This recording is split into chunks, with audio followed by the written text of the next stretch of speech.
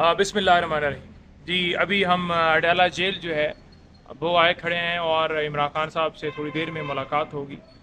उनको केस के हवाले से और दीगर जो बाहर मामलात हमारे जलसे जो चल रहे हैं, जो मुख्तलिफ़ कन्वेंशन चल रहे हैं, जो मुख्तलिफ़ चीज़ें डेवलपमेंट्स हुई हैं, वो तमाम चीज़ें खान साहब के नोटिस में लाएंगे और इंस्ट्रक्शंस भी लेंगे।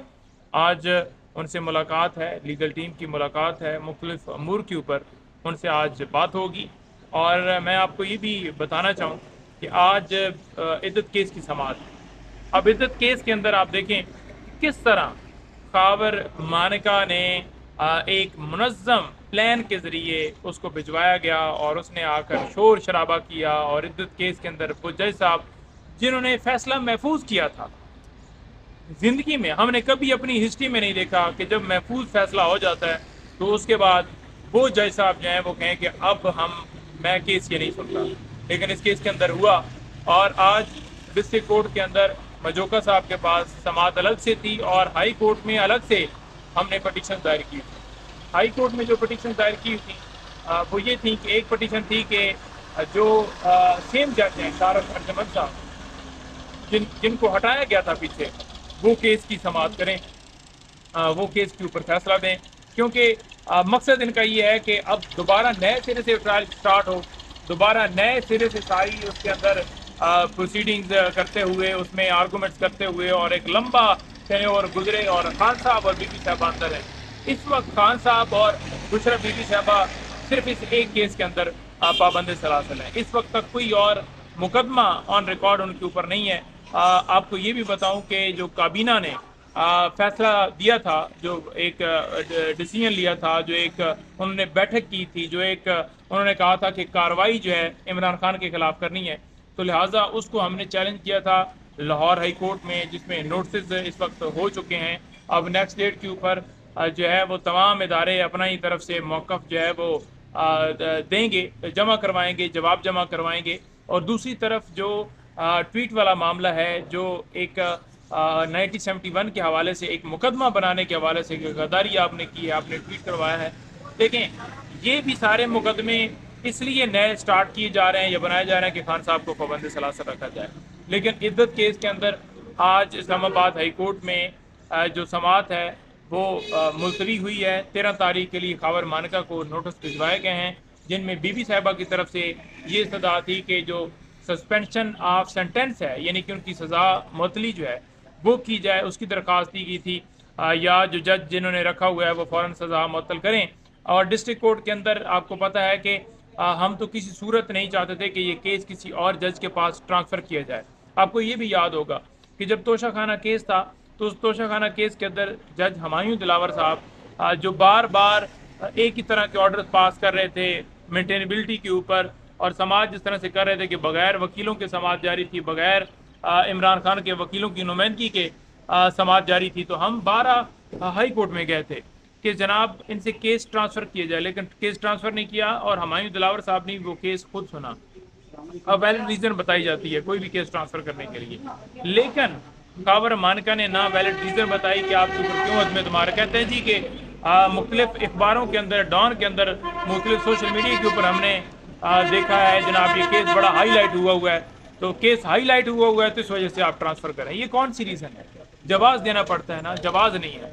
और आज ये समाअत जो है डिस्ट्रिक्ट कोर्ट के अंदर भी मुलतवी हुई है, 13 तारीख के लिए ये समाअत गई है।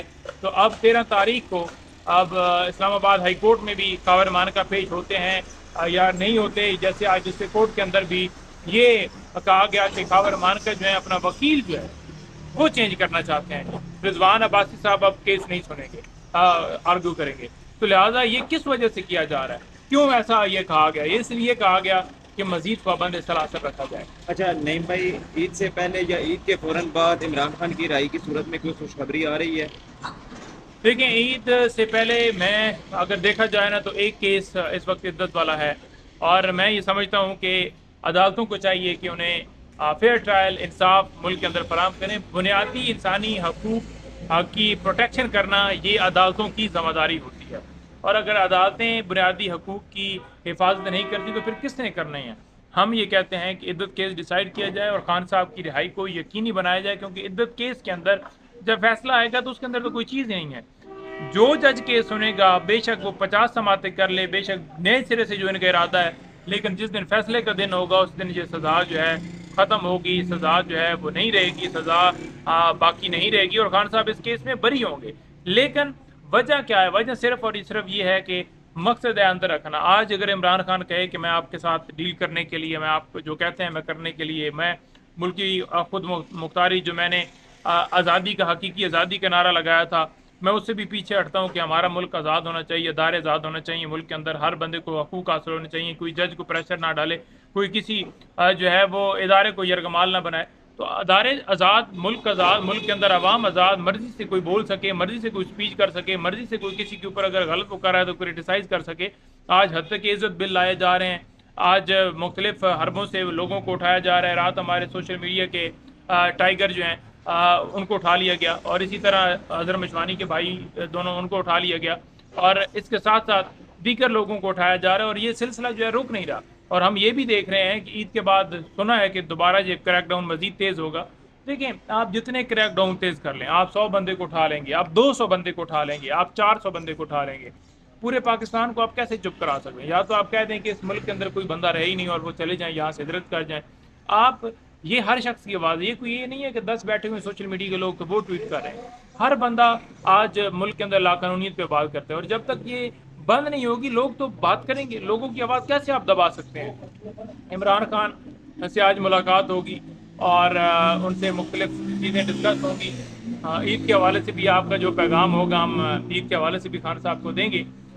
लेकिन हमारी तो एक मिनट से पहले ख्वाहिश है कि खान साहब हमारे साथ बाहर ईद करें।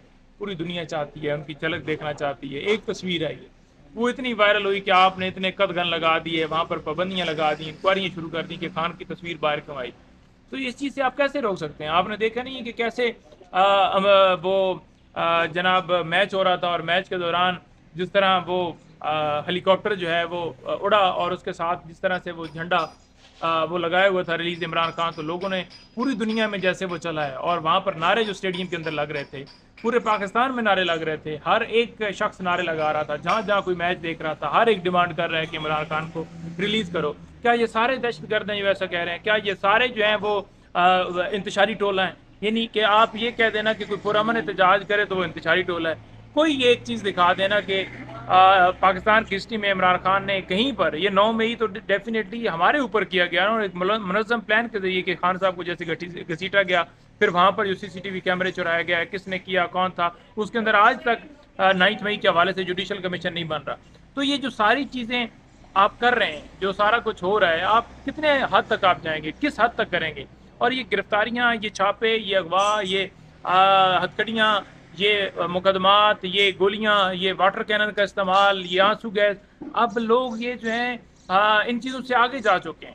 अब आप जो मर्जी है चलाएं हम पे, अब जो मर्जी है आप करें, इनसे हम पीछे कोई नहीं हटने वाले। और ये आपकी भूल है कि लोगों को एक बंदी की आवाज़ बंद करके, उसका ट्विटर अकाउंट बंद करके और आप समझेंगे कि बिल्कुल जनाब अब तो बिल्कुल ऐसा हो गया। इन चीज़ों से बाज आएँ, मुल्क को आगे चलने दें। मुल्क आज जो माशी तौर पर आज बदहाली हुई है कि महंगाई जहाँ पर पहुँच गई है, लोगों के पास खाने के पैसे नहीं हैं। जब तक मुल्क के अंदर कानून की बालादस्ती नहीं होगी, मुल्क के आगे नहीं बढ़ सकता। अच्छा, नहीं